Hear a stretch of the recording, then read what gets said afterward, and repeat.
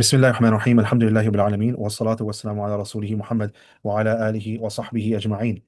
Assalamu alaikum wa rahmatullahi wa barakatuh to everyone watching this video. I'm putting this video together because there has been just a simple request. So inshallah, hopefully this video is going to be beneficial to everyone watching this, inshallah. So the request that's been made is that just to make a simple video about the steps of Umrah. And before we get into these steps and the logistical matters of Umrah, it is first of all very important to understand that when we are going for Umrah, now we could be going for Umrah in the days of Hajj, we could be going for Umrah when it's not the days of Hajj. In either way, always make sure that you are working with your group, especially for those who are going for Hajj, whether you are doing Hajj Tamattu, Hajj Qiran, or Hajj Ifrad, for that matter. Whatever you do, make sure you are working with your group members, because there's a very simple concept when it comes to these kind of matters, and that is Yadullahi al Jama'ah. The hand of Allah, meaning the help of Allah, is with those who are in the Jama'ah. So that is why I try to do things always as a Jama'ah. Now, for those, just for the sake of this discussion and making sure that we stick to the agenda, I've been asked to just say a few things regarding Umrah and go through the step-by-step process when it comes to Umrah. So I'm going to explain it from both perspectives. Of those who are going to Mecca first, imagine you're traveling to Mecca first, or you're flying to Jeddah first, or if you're flying to Medina first, inshallah, I'll be explaining from both perspectives. First of all, is when you are going for Umrah, always remember that no matter how many times you've been for Umrah, every time you are going for Umrah, it is a call from Allah Azza wa Jal. Now, imagine if there was a person who was a celebrity, or imagine if it was a king or a prime minister, and they were to call you over to their home for a dinner, or they were to invite you. It's a very special invitation. If they had invited you before, you don't turn it down. You don't say that, well, I've been there before, I'm not going to go again. But if you have the opportunity, you always are going to go. So that is why every time this call comes from Allah Azza wa Jal, always take it in the sense that, I'm going because this call has come from Allah, and I'm going to answer the call of Allah, and take it as a privilege, take it as an honor, inshallah. And I always pray to Allah that may He give us many more opportunities. Ameen Rabbil Alameen. Now, for those who are traveling into Jeddah first, so you could be flying from Turkish Airlines, you could be flying through Qatar, you could be flying through Emirates. If you are flying through Emirates, you're going to be stopping in Dubai before you generally get into Jeddah first, or you're going to be stopping in Istanbul or stopping in Doha. If you're flying Saudi Airlines, a lot of times they are flying straight from New York, so you're going to have to be cognizant of that. But let's just take right now, for the sake of this discussion, that imagine you're flying through Emirates or Qatar or Turkish Airlines. You're going to be stopping either one of these cities, Istanbul, Dubai, or Doha. Making sure that if you're flying into Jeddah, you wear your ihram in these cities. Generally speaking, because they are Muslim countries, they have arrangements. Now, personally, I've never been to Istanbul, but I've been to Doha before, and I've also been to Dubai many times. And one thing I can tell you is that, and I'm sure this is the case also with Istanbul, they have showers there, and they have a facility there for those who want to wear the ihram, who want to take a ghusl, so that they can observe the sunnah of the Prophet sallallahu alaihi wasallam. So making sure that you always have your ihram.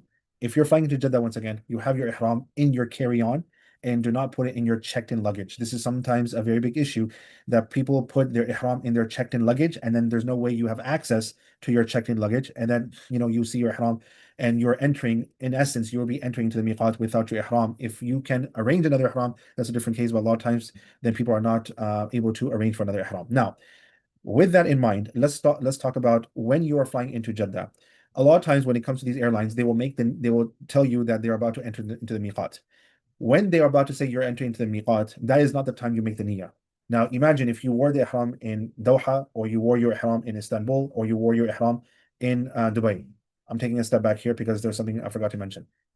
The sunnah of the Prophet is you're taking a shower, and then on your body, before you apply the ihram, the white sheet or the white garment, you can put on any scent, any attar, any deodorant, as this was the nature of our mother Aisha radiallahu anha. Before the Prophet before he applied the ihram, our mother put attar on his, or perfume on his body. So that is why you can apply deodorant, you can apply anything before you wear the ihram.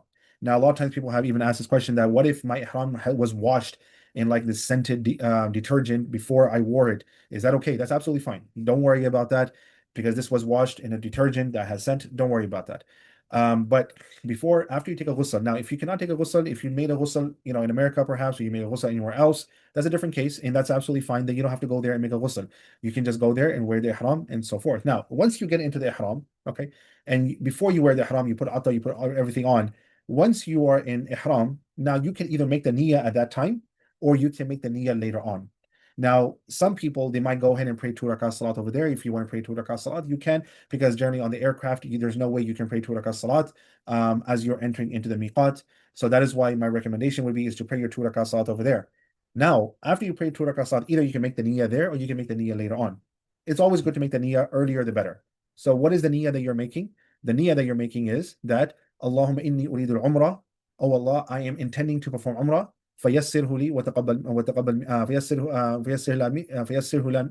فيسره لي مني وتقبلها مني. So Ya Allah, make this easy for me. Sorry for the, lost my tongue there. But the point is that Ya Allah, I'm intending to perform Umrah. Make it easy for me and accept it from me. And even at that time, if you want, you can go ahead and recite the talbiyah, read a few times as the ulama have stated that labbaik Allahumma labbaik, labbaik la sharika lak labbaik, inna alhamda wa ni'mata laka wal mulk la sharika lak. Some ulama say that you should do it 3 times, but when you do this, then in essence, you have entered into the ihram, and now you are in the state as a muhram. You're in the state of ihram. Now, some people are going to delay this process. And what can happen is that if you are on the aircraft and they make the niyyah or they make the announcement that we're about to enter the miqat, but let's say you are asleep at that time, you understand? Then you're entering into the miqat. There's a good possibility you're entering into the miqat without making the niyyah, and that is not good. That is why it's always wise that you always try to make the niyyah as soon as possible. Now, if you are up and you hear that we are about to cross the miqat, you don't have to wait to that you are crossing the miqat, because once again, you're in an aircraft, you're not in a bus, and you're passing quickly. So when they say that there's 10 minutes left to the miqat or 5 minutes left to the miqat, you make the niyyah at that time. Do not delay the niyyah until the point says, or you hear the captain say, or the pilot say, we are now crossing the miqat. Because if he says we are now crossing the miqat, there's a very good chance you've already crossed the miqat and you've not made the niyyah. So that is why it is absolutely crucial that the sooner the better when it comes to making the niyyah. Now, as soon as you make the niyyah, of course, even before that, yes, you make sure that before you apply the ihram, you take a ghusl, you try to clean clean and remove any kind of pubic hair. At that time, if there's any hair that needs to be cut, whether of the mustache or the beard, or there's nails that have to be clipped and things at that time, try to do all of that before you wear the ihram. So before you wear the ihram, ghusl, clipping the nails, cutting any kind of hair as you wish. Make sure you do all that. You put atar on, you put deodorant on if you want, and then you wear the ihram. And then once you make the niyyah, then you are in the state of ihram. Now, after you are in the state of ihram, it is generally recommended that you are always constantly reciting the talbiyah, labbaik Allahumma labbaik. Now, of course, I understand that it is not practical that you are reciting the talbiyah 24, every single moment, because people get tired, there's fatigue, there's exhaustion. But whenever you get the opportunity, talbiyah is to be recited all the way to the point where you go and you see the Kaaba. That means that even if you land in Makkah, or I'm sorry, you land in Jeddah, and now you're going through customs, and during this time, talbiyah, labbaik Allahumma labbaik. You're gathering your luggage, talbiyah. You get on a bus, you're being transported from Jeddah airport to Mecca, labbaik Allahumma labbaik. Even while you're walking into, from your hotel to the haram, you're walking into the courtyard until you don't get to the Kaaba, you keep on reciting the talbiyah. Now, that is why you will see people that when they get to the Kaaba and they're doing tawaf, the tawaf starts, there's no more talbiyah. Now there's du'as, there's adhkar and things of that type. So that's why these are just things that we have to keep in mind. Now, before we actually talk about that, I also want to say a few things about the ihram. Okay, so as I said earlier, when it comes to the ihram, even if it's washed previously in a scented detergent, there's absolutely no problem with that. Making sure that for the brothers, it has to be 2 unstitched cloth. And that's why I was always recommend, especially for those who are not in the habit of wearing, the ihram, please make sure you practice at home a lot. For the brothers, it's far more difficult. It's 2 unstitched cloth. Now, a lot of times I've seen people taking like terry material cloth. That's fine. You'll find a lot of people, they're just taking like, thick cotton or just cotton sheets, and they wear that. That's absolutely fine too, but they have to be unstitched. Okay. One is going to go on the top, one is going to go on the bottom. Now, for the sisters, you can wear whatever you wish, inshallah, as long as it is modest, it's covering everything. Nothing should be covering nothing should be touching the face. Okay. A lot of women who wear niqab, what they usually do is that they will put like a visor, and then they will they will wear the hijab, and the visor, the hijab will come over the visor and it will cover their face, but you cannot touch their face. Now, when we say touching the face, a lot of times people are asking the same question, that what if I need to wear like a face mask because I'm sick or I don't want to catch anyone else's germs? That's fine. Okay, that's absolutely fine. Even if it's touching the face, it's not a problem. Now, as far as slippers are concerned, for the brothers, making sure that I always recommend, people are going to send me different pictures of this sandal and that sandal. My policy has always been the one that is simple. Always take flip-flops. It is always the best policy. If you find rubber ones, take the rubber ones. If they are cloth and they're a stitch, it's not a problem. Because once again, it's the clothing that we are wearing as the men that it cannot be stitched. But the slippers, if they are stitched, it's not a problem. For the men, making sure there's no cap, okay? There's no socks, there's no undergarments, none whatsoever. Interestingly, I thought this was probably public knowledge and public information. However, there are times when I've seen people in Umrah or we landed and then we find out, or someone came to me and said that, oh, I did not know that there was no undergarments and I was wearing my undergarments, like they were wearing underwear. There's no underwear. Okay. And that is why for the brothers, you have to always be careful. Just one point of caution for the brothers is whenever you're making wudu and you have to lift up your feet and you have to put into the sink at the airport, things of that type, or you're sitting down, just be very, very careful that you have people around you, you have women around you, you have families around you. Please be very careful. That is why practice your ihram at home. Practice it over and over again.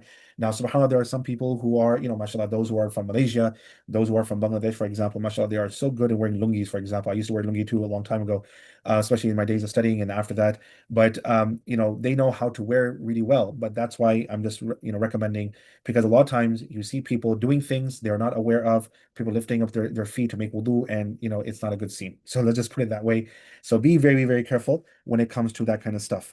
Of course, as I said that now a lot of people have asked about wearing a belt. Can I wear a belt?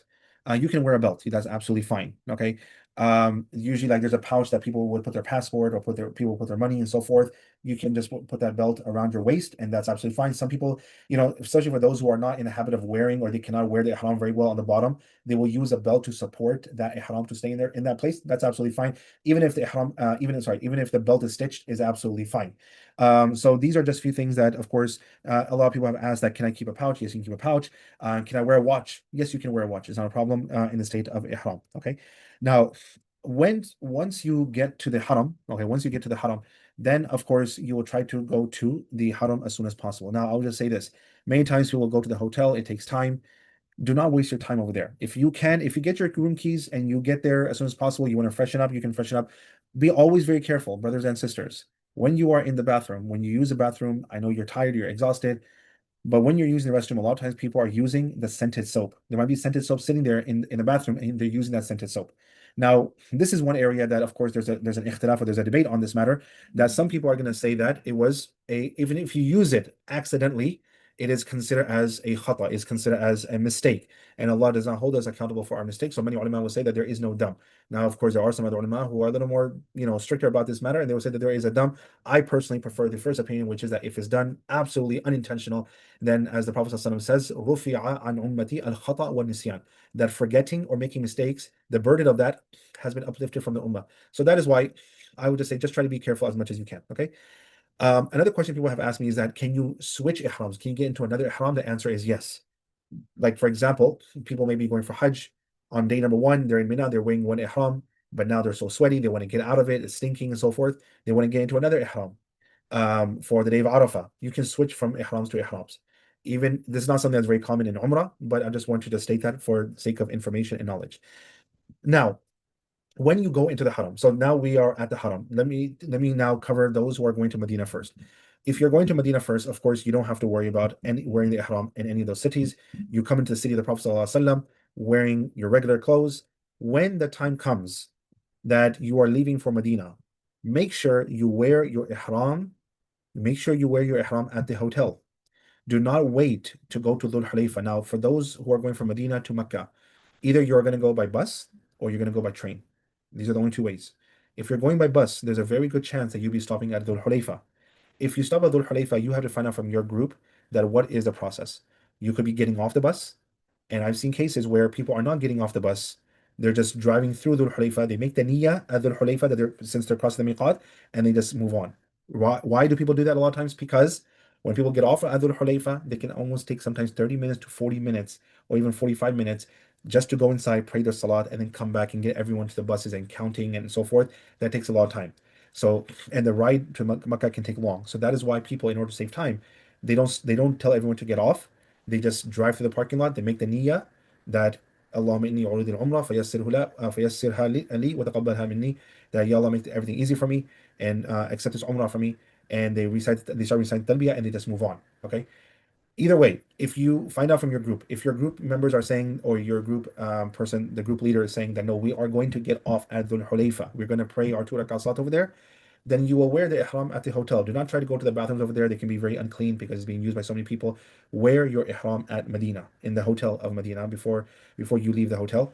You get to the Hulayfa, you get off. If your leader permits, you pray 2 rakat salat, you make the niyyah, and then Bismillah, you're on your way to Mecca. If you are not going to be getting off the bus at Dhul Hulayfa, then in that case, you try to pray your 2 rakat salat at the hotel. You make the niyyah then, or you make the niyyah before, and you just move on. Now, if you're traveling by bus, if you're traveling by train, then again, you wear your ihram at the hotel, you get on the train, and while you're on the train, they will tell you very soon, we're about to cross the miqat. Once again, do not wait till that time that you're passing the miqat. Make the niyyah as early as you can. 5 minutes before the miqat, make the niyyah. It's not a problem, right? But once you make the niyyah, then all the rules and restrictions of the ihram now begin to apply to you. Okay. Now, once you go there all the way to Mecca, again, just like everyone else, you go to the hotel. If you don't get your room keys, try to just go to the haram right away. You're already in your ihram. If you get your room keys right away, then go freshen up and then go with your family, or go with a group, or go with your group leader, whatever they tell you, just stick with that, inshallah. Now, once you get inside, okay, once you get inside, at that time, whenever you see the Kaaba, try to make whatever dua that you can make. Okay. For a lot of people, it's a very emotional time, but nonetheless, it's a moment and experience in your life that you will never forget, especially the very first time you go and you see the Kaaba. Because the one thing that I can tell you is Medina reminds you of the Jamal of Allah. It reminds you of the beauty of Allah. But the Kaaba reminds you of the Jalal of Allah. The Kaaba is so overtowering and overpowering that it makes you really drop to your knees and submit in humbleness before Allah subhanahu wa ta'ala. So that is why it really reminds you of the Jalal of Allah. Now, once you're about to start, okay, you will start at the Hajar Aswad. Now, you all know very well that there's a very, very good possibility, 99.9999%, that starting and going and touching is just not possible. So from far, you will start off at Hajar Aswad. Many times you enter, you just walk all the way there. You will see a green tube light. You cannot miss it. You see everyone doing istilam at that time. Now, what is istilam? Istilam is the act of kissing. Bismillah, Bismillah, Allahu Akbar, and you just move on. One of the most annoying things, honestly, is that people stop as the people are moving around. People will stop right in the middle and then say Bismillah, Allahu Akbar, facing the Hajar Aswad. You don't have to do that. You don't have to do that. You just start Bismillah, Allahu Akbar, and you start. Okay, that's the way it works. Now, for the brothers, for the sisters, once again, their abaya and so forth, their modest clothing is their ihram.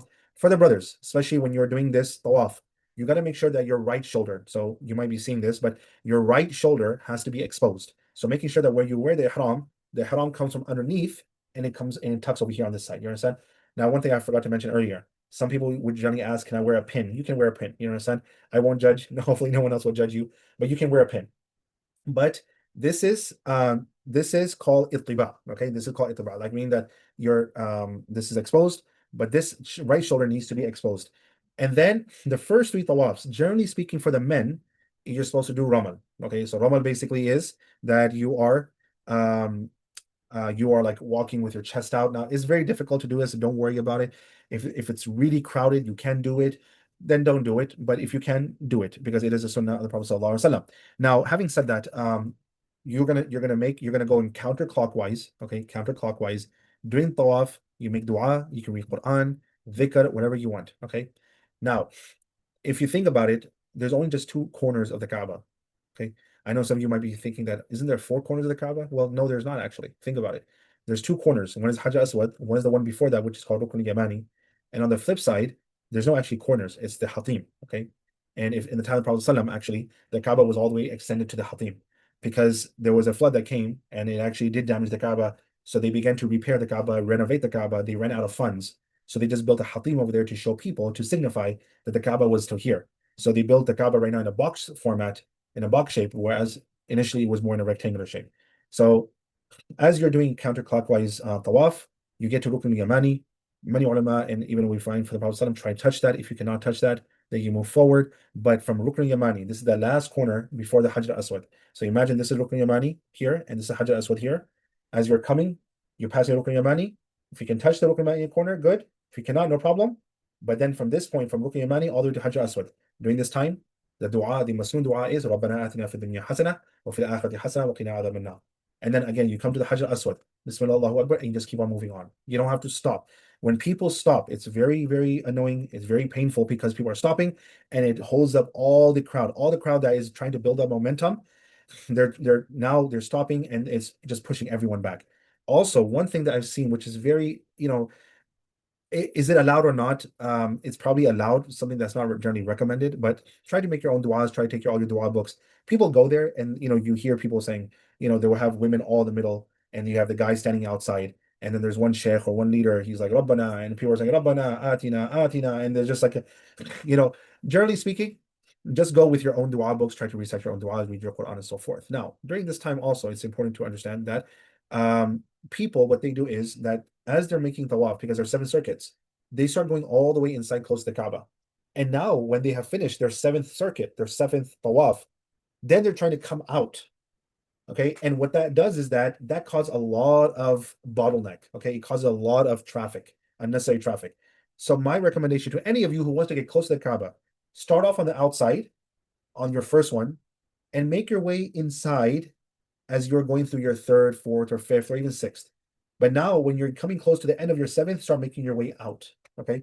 And that way it makes it easy for everyone else. Now, once that's done, tawaf is something that it has to be done in this form of wudu.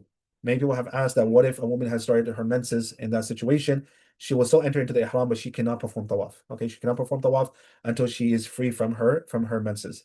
Now, at that time, you will pray 2 rakat salat is wajib to pray that 2 rakat salat. You do not have to pray exactly behind Maqam Ibrahim, but you'll pray 2 rakat salat. After that, you'll go and drink some Zamzam water, and then you will head towards Safa and Marwa. As you begin with Safa, and you'll recite Inna Safa wal Marwata min sha'airillah. This is a verse in the Quran.